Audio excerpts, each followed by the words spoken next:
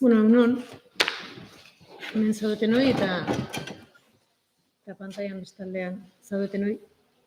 Honea? Aurra itzai. Bale. Bueno, jakinek liburu berri badakar, jakin irakurgaiak bilduma historikotik esango dugu, 51. alea, eta, bueno, gure artean komentatu izan dugu, ezta? Bueno, jakinentzat eta edozein argitaletxentzat liburu guztiak dira bereziak eta garrantzia dutenak, baino guretzako honek badu garrantzi berezia edo ilusio berezia egiten digu, ezta? Bueno, Josia Zurmendiren azken liburua. Pixka bat laburtzeko liburuan zer esaten duen, ez? Eta tituluak ere pistan bat ematen du, ezta? Europa bezain zaharra, ez? Nik uste dut denok entzun izan dugula, agian esan ere bai, eta sinetsi ere bai, ez? Nazionalismoa bidaiatuz sendatzen dela, bai? Eta hori, bueno, euskaldunoi edo euskal abertzaleoi edo abertzaletasunari oso sarri nolabait esan zaion gauza bada, ezta? Eta Josek, liburu honetan nolabait demostratu nahi du, nazionalismoa bidaiatuz sendatzen dela hori justu kontrakoa gertatzen dela. Munduan barrena zabiltzala eta topatzen duzuna dela nazionalismo mordo bat. Berak dioenez, nazionalismoa estatua bera bezain unibertsala delako. Eta, bueno, hau da pixka bat ideia nagusia da, eta horren gainean, kasu honetan bidaia gogoeta pentsamenduaren bitartez, kulturaren bitartez, arkitekturaren bitartez, egiten duen bidaia bada, hain zuzen ikusteko, Europako nazionalismoek ze sustrai kultural dituzten, eta sarritan defendatzen den 19. mendeko nazio-estatuen eraikuntza horrek sustrai sakonagoak dituela, eta esan bezala, estaturik ez dugun herrioi, egozten zaigun hiperrabertzale izate hori, Europaren oinarrian eta Europako estatuen oinarrian horixe dagoela, ezta. Josia Zurmendi ezagutzen ez duenak, lehenoarra da ezagutu ezala eta irakurri ezala ze merezi du, ezta. Gutxienez kasik 60 urte argitaratzen, eta dagoeneko honako hau 42. liburua du, 118 liburu zati, 523 artikulu, 45 argitaldaritan, leku askotan, zabaltasun handiz. Eta, datu zehatzak dakarzkit, hain zuzen jakinen atarian bere obra osoa dagoelako Edonoren eskura. Beraz, erraza da Azurmendiren idatzietara iristea. Eta bere begirada, azken 60 urte hauetan, begirada filosofikoari humanitatearen esparru guztietara zuzendu du. Uste dut ez zaiola bat bera eskapatu, ezta? Etika, politika, historia, kultura, hizkuntza, literatura, komunikazioa, artea, natura, zientzia, biologia, teknologia, eta bai. Esan dezakegu euskal pentsalari oparoena, sakonena eta zorrotzena dela, edo gutxienez oparoenetako bat, zorrotzenetako bat eta sakonenetako bat. Eta Euskal Herriaren aldeko pentsalaria esango nukenik, eta horremestez pentsalari unibertsala ere bai. Eta beste batzuen artean, koloso bat esango genuke. Gogoratu, bidatu biografiko, alde batetik filosofia modernoko, EHUko filosofia modernoko katedralun erretiratua dela, beraz bere karrera akademiko luzea eta emankorra egina duela, jakin taldeko kide historikoa, eta baita ere 56ko belaunaldiko kidea. Nolabait 36ko Espainiako gerra osteko lur mortu hartan, hizkuntzaren, herrigintzaren berpizkundea, den oinarria jarri zituen belaunaldi horretako kidea. Eta uste dut berak, bere burua, bi taldetasun hauen barruan ikusten duela, eta hortik esplikatzen duela bere ekarpena ere. Orain esku artean dugun nazioa, nazionalismoa, gai hauek oso sarri ikertu ditu, bere lanean konstante bat izan dira, eta hainbat liburu ditu, importanteak, gai hauen bueltan, batzuk aipatzearren, espainolak eta euskaldunak, Espainiaren arimaz, historia arraza nazioa, hizkuntza nazio estatua, eta beste hainbat. Jakin irakurgaiak bilduman argitaratzen dugu, esan bezala 51. Liburua, eta, aipatu nahiko nuke, Joxe Azurmendik berak sortu zuela bilduma hau, oker ez banau 1997an, eta bera izan dela oraintsu arte, azken urtera arte, bilduma honen zuzendaria. Eta, bilduma hau da pixka bat pentsamendu eta filosofia zabaltzeko bilduma bat. Bai obra propioen bitartez eta baita ere itzulpenen bitartez. Berdin klasikoak edo garaikideak. Liburua apailatzeaz eta hitzaurre egiteaz, Aritz Azurmendi, jakineko lankide arduratu da. Lan hau egiteko pertsona egokia, besteak beste, Joxe Azurmendiren gaineko doktore tesia egina duena, eta hain zuzen, gainaz, Joxe Azurmendi eta nazioaren inguruko doktore tesia, ezta? Eta, berari emango diotitza, berak dakielako ondo, Joxeren ekarpen berri honek, zer dakarren. Oso ondo. Ez egin mikrofono karri berdan, hola xo. Eta kiratuko.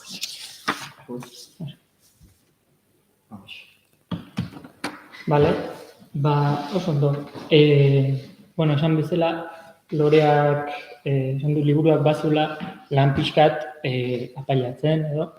Ze liburua bera osatuta dago kapitulo desberdinez, seguruna garai eta testuinguru desberdinetan idatzi zituena, Joxe. Nabaritzen da, batzuetan autoreren bat irakurri ala hartutako oharrek eman diotela ezordura kapituluari, beste batzuetan agian bidaian zebilela edo bisita turistiko kulturalak eginez halako katedralari hortik abiatuta idatzi duela kapitulu hori. Orduan, 10 kapitulo hitzaurrea daude liburuan, eta kapitulo horiek bakoitzak gai bat jorratuko luke. Gai desberdina eta testuinguru desberdinetatik sortua. Baina egia da, denek jotzen dutela Erdi Aroko edo Errenazimentuko garaira, eta denek jorratzen dutela Europako nazioren baten funtsezko gai edo motibo kulturalen bat. Denetan ezin gona sartu, baina batzuk aipatzearren, adibidez kapitulo oso polit eta interesgarri badauka Shakespeare-i buruz. Shakespearen obra diferenteetan naziotasuna, estereotipazio nazionala nola egiten den, nola loriatzen diren ingelesak eta nola mespretxatu frantsesak, halako karakterizazio nazionalak erakusten ditu. Beste bat Dante, Petrarca, Maquiavelo izeneko kapituloa da, eta han 3 idazle ernazentista hauei dedikatzen die, hain justu erakutsiz, nola italiartasun kontzientzia bat baduten, eta nola Italiari zerbitzu egin nahi dien kulturatik, hizkuntza lantzetik, bakoitzak bere autoen bitartez. Eta aurreraxeago Du Bellay idazle frantsesari buruzko beste kapitulo bat ere badu, eta hor erakusten du, Du Bellay nola hizkuntza frantsesa landuz, Frantziarekiko maitasuna zabaldu nahi zuen, idazleak nola dutzaten zituen latina utzi eta hizkuntza bulgarean, frantsesean idaztera ura kultibatzeko, eta justu hori egin nahi zuten gainera, Petrarca eta mende batzuk lehenagoko autore hauen ispiluan, erakusteko Frantzia hobea zela Italia baino. Hau da, bazeuden, badaude liburuan lotura keinuak kapitulo batetik bestera. Naiz eta 10 gai desberdin izan itxuraz, badago, eremu konpartitu bat kapitulo guztien artean. Ze esan nahi digun Azurmendik liburu honekin, saiatu naiz hitzaurrean halako interpretazio bat egiten, esango nuke hasteko erakutsi nahi izan duela nola Europan Erdi Arotik ateratzean, errenazimentuan eta modernitatean zehar, nola egosten joan diren topiko batzuk nazioen gainean hitz egiterakoan. Nazioek euren buruei buruz hitz egiterakoan eta beste nazio batzuei buruz hitz egiterakoan. Eta hor nahiko topiko ezagunak topatzen ditugu, Urrezko Aroarena, barbaro eta zibilizatuena, edo zibilizatu eta zibilizatuagoarena, norgehiagoka horrena, erromatarrak inoiz garaitu gabeko herria izatearena, guzti horien zantzuak erakusten saiatzen da Azurmendik kapitulu horietan. Eta apunte txiki bat, azpitituluan, hain justu topoi, topos hitzaren plurala dena, horregatik dago sartuta, topiko horiei referentzia egin nahi dielako, erakutsiz Europan bazegoela, modernitate hasieran edo, naziotasunari buruz aritzerakoan, halako topikoen repertorio bat, gero da, mendez mende bisitatu joan dena, intentzio eta balio desberdin. Oso modu ederrean daude gauza kontatuta, Josek badaki ia astuna izaten ere eta exhaustiboa liburuetan, baina liburu hau gai da oraintxe katedral gotikoen arkitekturaz aritzeko, gero Shakespearen lanak ironiaz eta umore finez iruzkintzeko, eta aurrena egiteko, antzinateko idazki baten historia kultural eta historiografiko bat. Orduan, oso begirada anitza dauka, eta dana graziaz eta oso modu ederrean kontatzen. Eta agian merezi du, nazioaren gaia bera, edo nazioaren gaiari buruz eduki dezaken diskursoaz gain, aipatzea liburua bera ariketa humanista bat dela.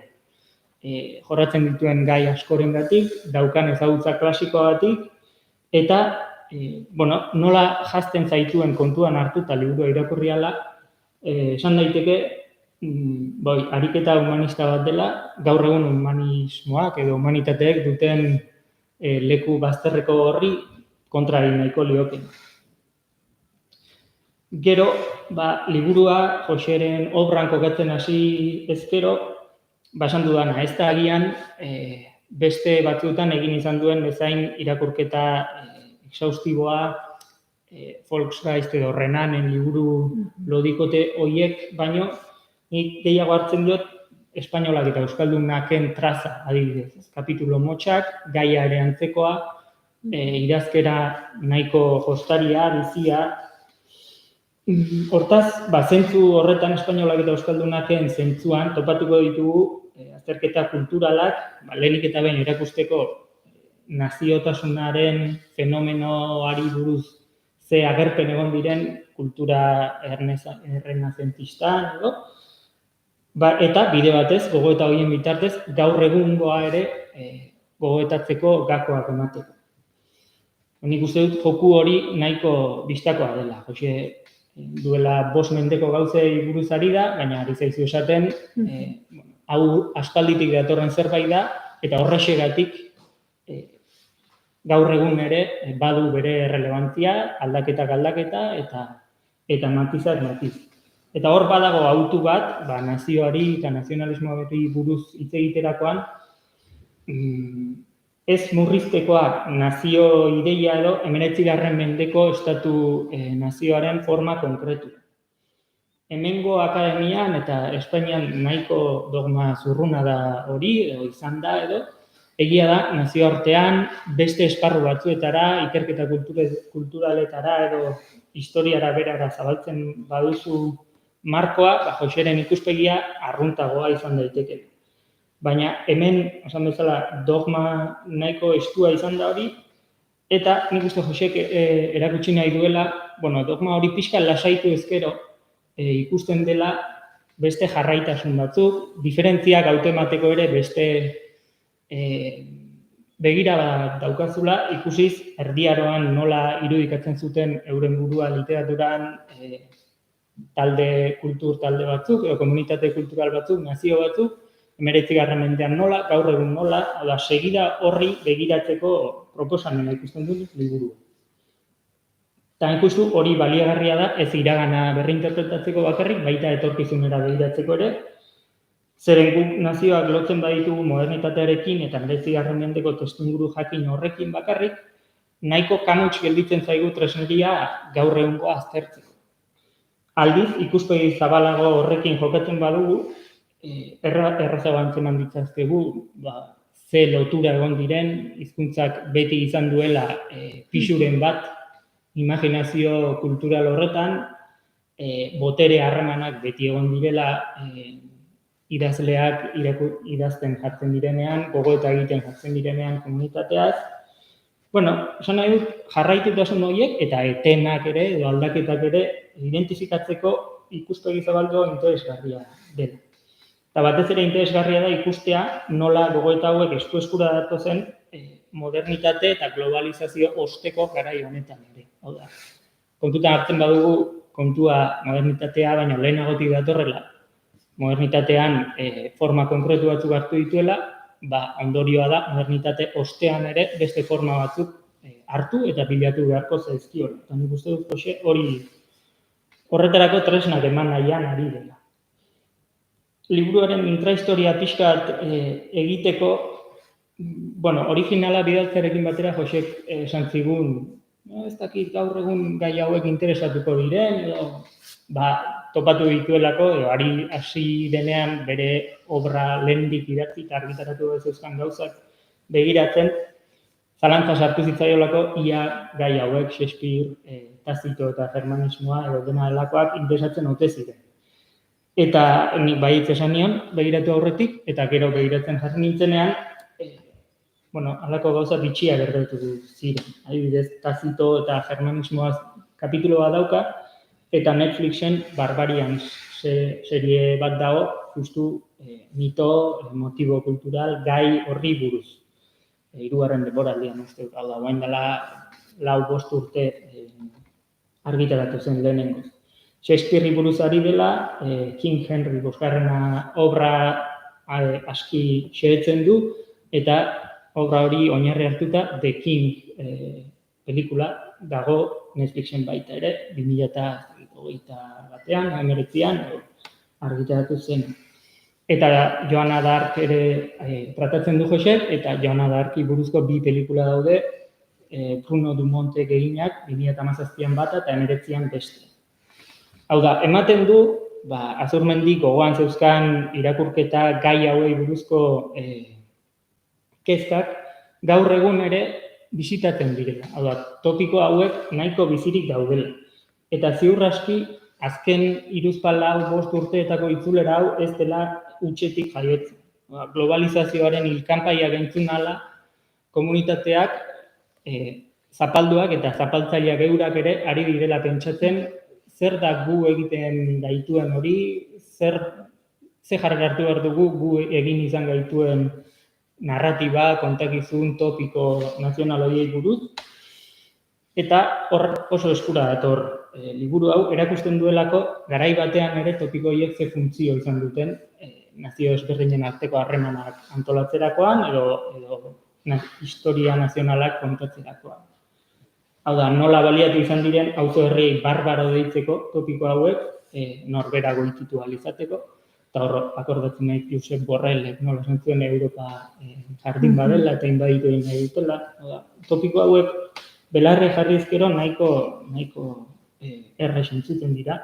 Nola sortzen diren norbere historia edo loria nazionalen etikak askotan norbere konplexuak estali nahian. Nola bilatu izan diren topikoiek Frantzia, nola baliatu izan diren topikoiek Frantzian, Alemanian, eztabaidatu edo hitz egin ahal izateko zerk egiten duen momentu honetan gaur egun Alemania, Frantzia, dena. Eta hori da, agian gogoeta nik liburu honetatik ateratzen duena. Zer pentsatu ematen duela, Josek jorratzen dituen topos hauek guztiak hain modu garaikidean agertzea Netflixen bertan edo produkzio audiovisualetan, ustez nazioen gaia aspaldi bukatu behar omen zuen. Agian ez errenazimentuan bezain harro, ez 19. mendean bezain erasokor, baina narratiba hauek aktualizatzen ari dira, hotzilago, agian indiferenteago, baina justu nazionalismo banalaren funtzioare hori da. Narratibak aktualizatzea, hariko espazina bezala.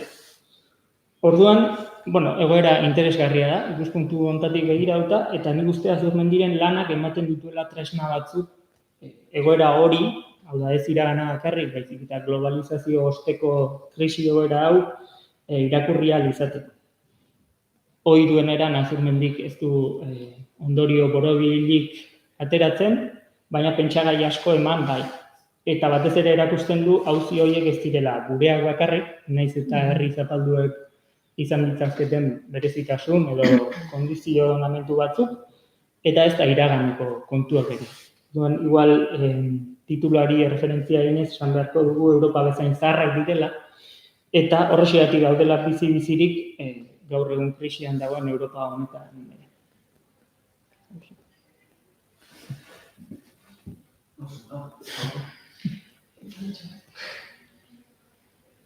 Aurrera begira liburu honen bueltan bada aurkezpen edo...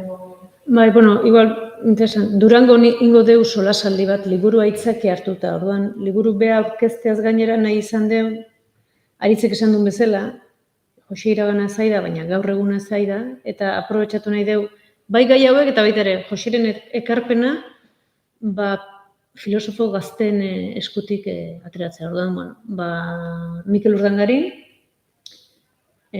Joseren gainean tesia amaitzear duena, eta Laitza Aizpuru, markatu.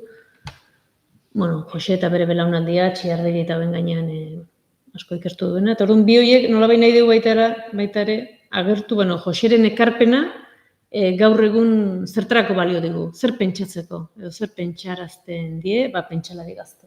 Eta hori, Durango ningo dugu abenduaren 8an, Mai inguru solasaldi bat. Bueno, liburura mugatu gabe, pixkat zabalago jorratzeko. Badaulako beharra, ez, segurazki, bueno, gure aurreko belaunaldi pentsatu eta ekarri eta idatzi eta, bueno, borroka duten guzti hori ere, bueno, zabaltzeko eta segida emateko.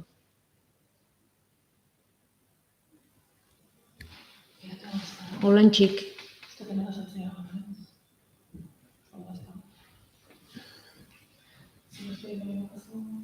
Nahiko, ez? Bai.